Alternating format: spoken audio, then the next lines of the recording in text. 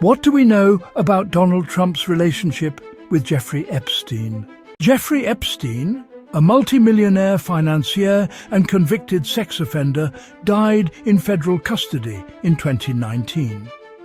President Donald Trump, by his own admission, was friendly with Epstein for more than a decade. Their connection has come under renewed scrutiny as investigators and Congress press for records tied to Epstein's crimes. For years, Jeffrey Epstein operated at the center of a web of money, influence and secrecy. When Congress recently released a trove of messages, including a lewd birthday note long denied by President Trump, it reopened questions about how Epstein used his circle of wealthy, powerful friends to sustain his despicable criminal enterprise. Epstein cultivated ties to wealthy and powerful people. In 2008, he pleaded guilty in Florida to procuring a minor for prostitution and served a controversial sentence. Later, federal investigations sought to unravel a broader trafficking network and possible co-conspirators. Epstein didn't just accumulate billions in real estate and art. He cultivated relationships with elites in business, politics and finance. Those ties gave him more than social status. They provided access to capital, credibility and cover. Trump said he'd known Epstein for about 15 years and called him a terrific guy in 2002. They were photographed together at social events in the 1980s and 1990s.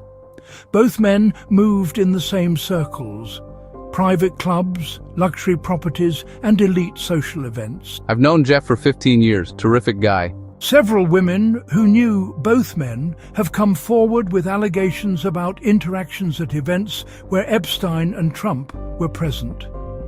Trump has denied wrongdoing and now describes Epstein as a creep. After Epstein's 2019 arrest and subsequent mysterious death, federal and congressional probes examined his network. Attorney General Pam Bondi informed President Trump his name appeared in investigative files during a re-examination of the case. He was apparently not best pleased with the revelation. The Justice Department released some materials, flight logs and other records, but withheld other items, including material described by officials as sordid child sexual abuse content. No incriminating client list. No credible evidence Epstein blackmailed prominent individuals. No evidence to predicate an investigation against uncharged third parties.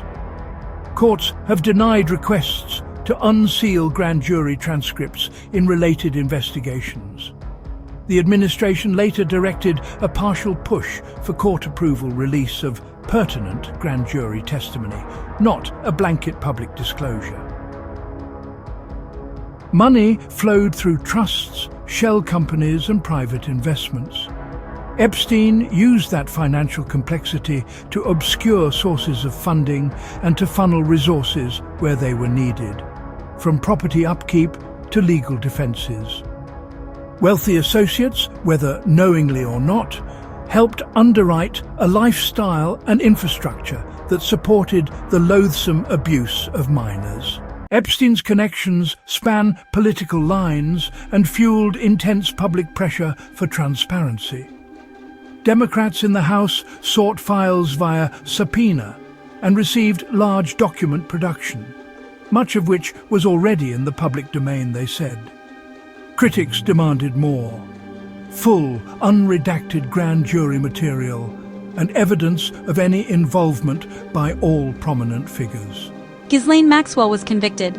Jeffrey Epstein took his own life, we are told, whilst in federal custody. What is clear? Epstein ran a disgraceful criminal enterprise for which he was convicted, and Ghislaine Maxwell was later convicted for her role. What remains contested is the full scope of Epstein's ties to others and what evidence exists in sealed files.